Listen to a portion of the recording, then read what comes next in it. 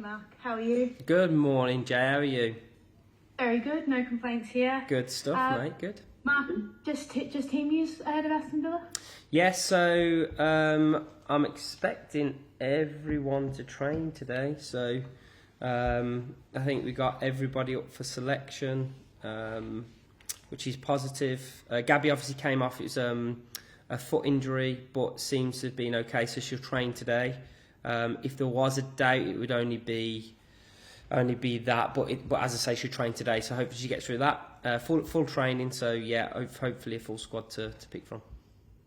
Perfect. And Mark, just more of a general question. You're obviously clear of those Champions League qualification spots right now. It's been a very positive turn of the year for Manchester United. 3 hard games to close the season off, but for you, what's the kind of marker for the team to say, okay, this has been a successful year? Is it silverware in the FA Cup? Is it those Champions League spots, or is it something else? I think it can be a measure of all of those. I mean, I'm waiting here to say if I don't say bringing home a trophy, we're not being successful. Of course we want to do that, Jamie. Like that's what we're in the game for. So we're going to try our hardest to do that. Of course we are.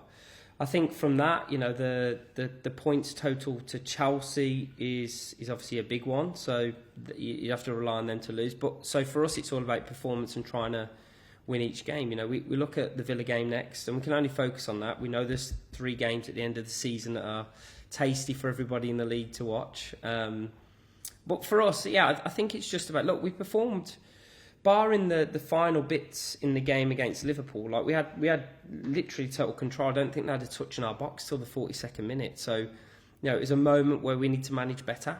But for us, I think, yeah, look, we're in a good space. So it would be trying to, at this moment, trying to qualify for Champions League spaces, and obviously trying to add a trophy, because, you know, that's where we're at. But the challenge ahead is great and something we're looking forward to. Awesome. Thanks, Mark. Thank you, mate. Have a good day. You too. Morning, Mark. Hope you're well. Morning, Dan. You jumped in there, mate, didn't you? We've left it on a free-for-all today to see who jumps in. How are you, mate? Yeah, good, thanks. Good. Obviously, you touched on it there last week with such a bizarre game, and you know it was in your hands, and then you end up losing the game. But losing something you haven't done a lot as a team this year. So I just wonder kind of what the reaction has been, going into this weekend. Yeah, it's a good conversation actually, Dan. We spoke as a group, because actually I felt like it was a hard one in the game, because I got asked after the game, would you change it? But actually we had a lot of control, territory, domination in terms of position on the field. When you look at all the stats of like where Liverpool were positioned, it's predominantly in their half, and it's counter-attacks. We got done 2 counter-attacks. So we've got to defend those better. You've got to own that, Dan. What I loved about the group was they just owned what we should have done in the game. And it's not just the defensive parts. There were moments we created so many opportunities to cross, but the cross was wrong, or we turned it down. And so I just think it's sharpening those senses again going into this weekend. But I think there's a hunger from that result, not the performance, from the result, Dan. So I was really happy with their attitude, really happy with their nature of wanting to now put a performance in against Villa again, and now trying to rectify those little areas, like being super strong in our defensive play again, and being ruthless when we're in those attacking parts. So that's what I'm hoping we see on Sunday, and that's what we're going to plan for. Just in terms of Villa, it feels like Natalia needs time, and time's maybe something they haven't got at the minute. The results in the first couple of games have probably been arguably better than what she's had of late, and she's under a little bit of pressure. So I just wonder, what have you made of them, and do you feel like the performances are better than the results that we've seen? I would definitely say that, Dan. I would definitely say that. But it depends on what you want from the performance, right? So, Natalia is clearly got an ideology around playing football. That's clear. And I felt in some of the games that they've played where they've took losses have been unfortunate, because actually they've played pretty well. And I think they did at the start of the season, Dan. Villa, when I was first watching the first 8 to 10 games, I thought there's some real good games that stood out. So maybe it's just adding those finishing pieces that they've been missing. But no, the quality in their squad and the investment that they've made, I'm sure they wouldn't want to be where they are in the league. And our job is to try and make them feel that pressure. It's trying to be us, be as aggressive as we are, but make them feel that pressure. But no, Dan, when I watch their performances, you can clearly tell, should Natalia be given the time that we'd hoped she'd be given, that you'll see a really good footballing team. So we're looking forward to the challenge, but it will be a tough one Sunday. We're not taking it lightly at all, just based on league position. They're performing pretty well. That's brilliant. Thanks, Mike. Thank you, mate. Have a good one. Emma, do you want to go next? Yeah, thanks. Morning, Mark. Morning, mate. Morning.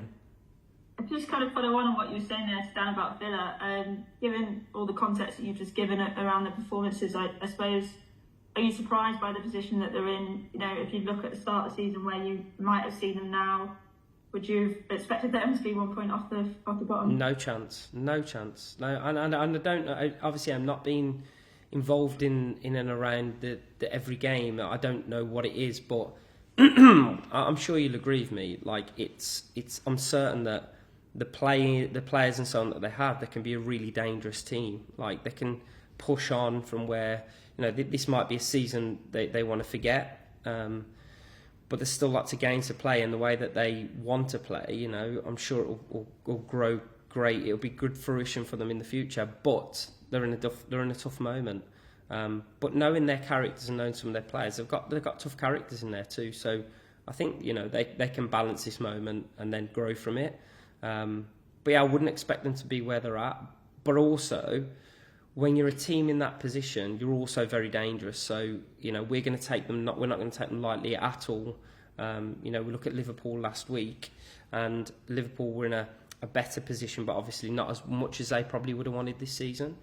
And they took the game. So we're going to be very aware of that, but also we've got to put our performances back in like we did against Liverpool, but now take the final moments and stop Villa creating attacks. Yeah, you say there that they can be in that kind of dangerous moment, but I wonder on the flip side, is it a moment that you can capitalise on when there's pressure on a team to pick up results in that position in the table? That's got to be our aim, Emma. That's got to be our aim. And that's said with the utmost respect. Actually, from now to the end of the season, it's got to be the same against every team we play.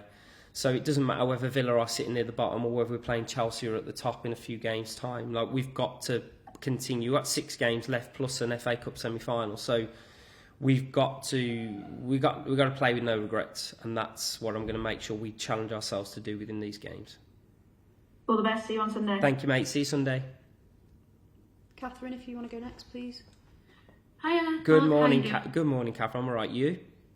Yeah, I'm good, thanks. It's nice and sunny here. Fantastic. And get out inside then. Don't talk to me. Get outside. Interview done. She's out for the day.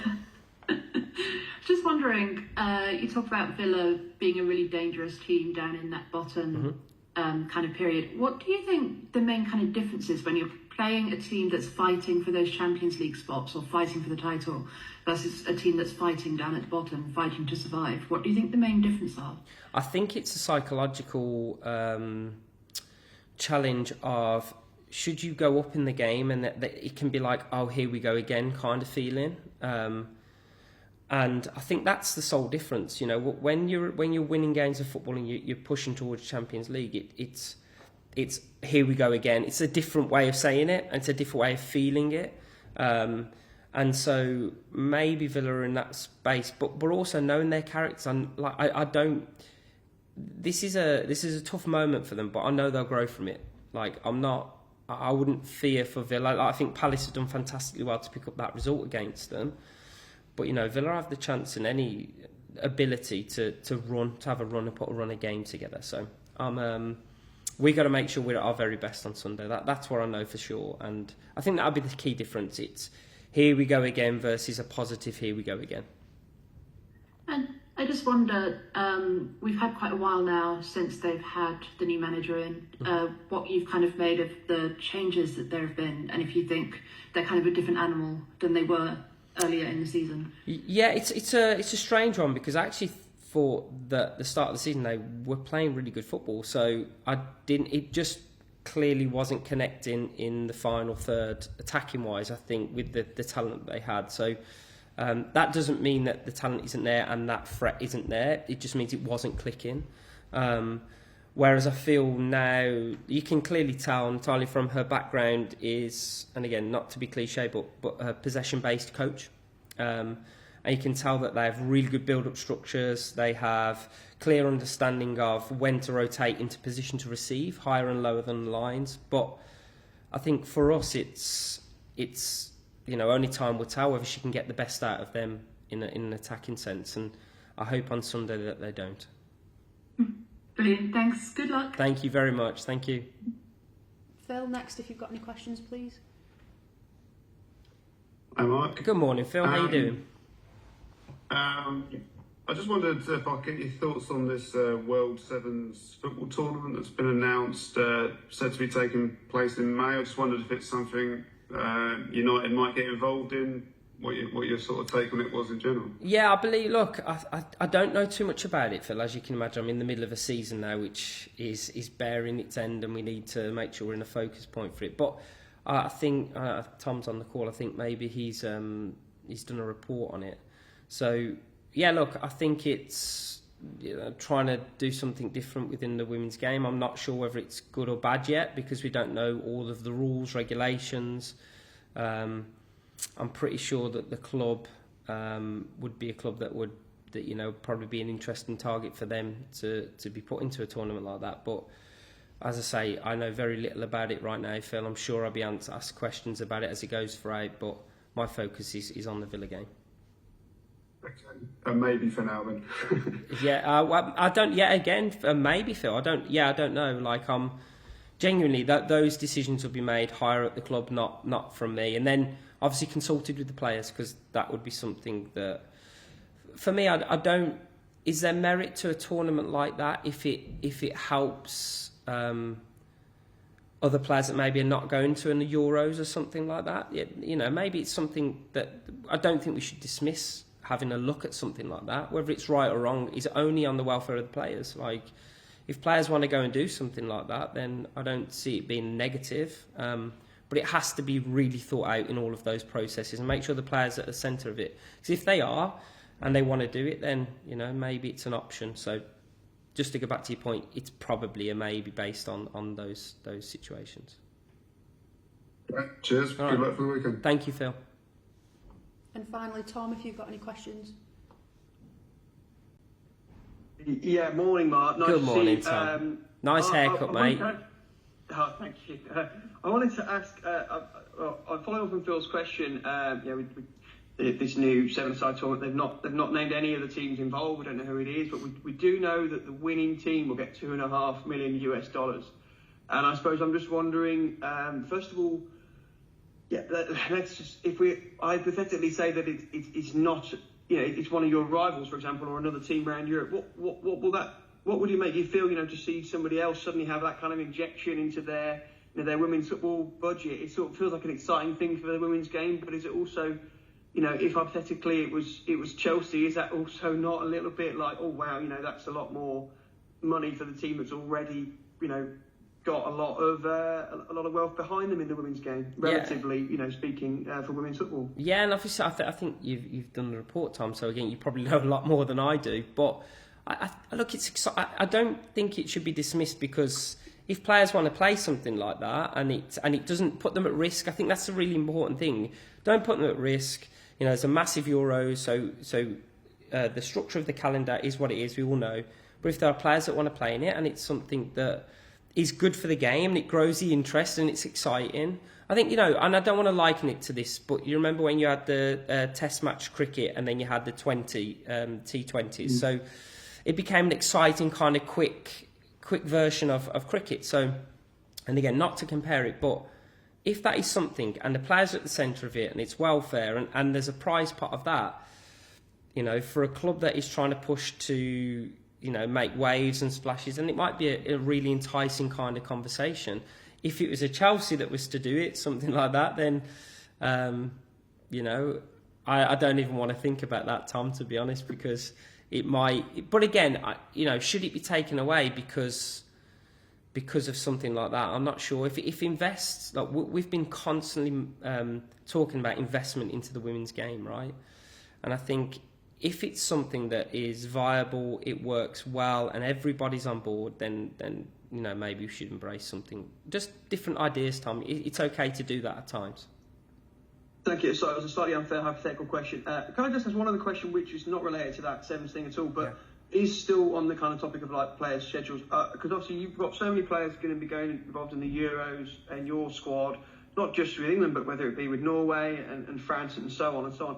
I'm just wondering what sort of conversations you've had with the managers of those national teams about what the kind of post-club season period looks like. And do you get any say yourself as their head coach how much of a breather they get maybe between your final games of the season for club and then the Euros kind of camp starting? What are those conversations like? Yeah, I think I can kind of talk about when I first started 4 seasons ago, there wasn't really that much conversation.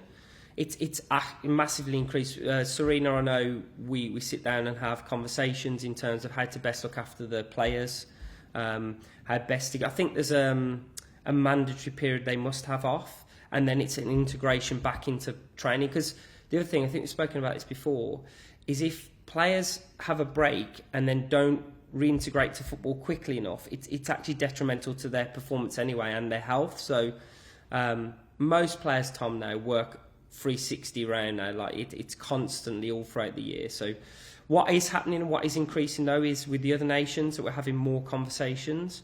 What will happen is my medical team will send our playing notes or send our training notes and have conversations with the medical teams to ensure that there's no spike or any drop in kind of performance from there. So there'll be absolutely a single individual plan for every player to make sure that when they go to that Euros, they're at the best peak, or if they're returning from injury or something, Tom, that we look after them too. So, if you're one of those players that doesn't have a tournament, you get a nice summer, whereas, if you've got one of those tournaments, we have to prepare properly, and everybody, it's getting better.